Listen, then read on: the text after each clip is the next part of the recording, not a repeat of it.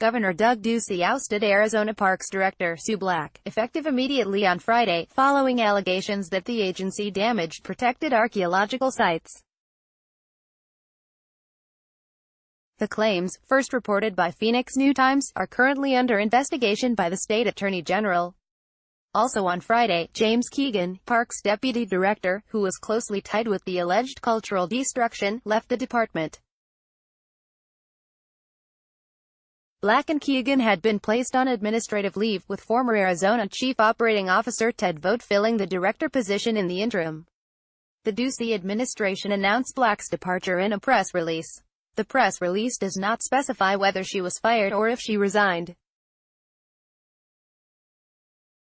Times first reported claims by former Parks Compliance Officer Will Russell that the agency destroyed an archaeological site at Lake Havasu State Park, prompting an investigation by the Ducey administration. Russell alleged that department ignored state laws intended to protect cultural resources, including requirements that the agency communicate with tribal nations prior to developing on archaeological sites.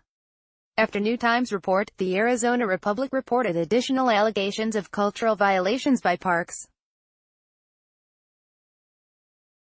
4 indigenous lawmakers wrote a letter to Ducey demanding Black's firing, as well as a criminal probe of potential violations of the Arizona Antiquities Act. Attorney General Mark Brnovich launched a criminal investigation of Parks personnel late last month. In a text message, Russell said he feels very relieved that our natural and cultural resources are far better protected now. A current Parks employee, who asked to remain anonymous for fear of retaliation, said, "This was a long time coming."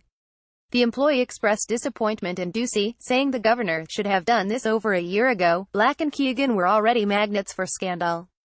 The reports of cultural violations followed allegations of mistreatment, violations of the Family Medical Leave Act, forced volunteer work, and special treatment for staffers close to Black. Ducey administration has opened multiple investigations into the agency, including a 3-month probe over the summer that included interviews with dozens of employees.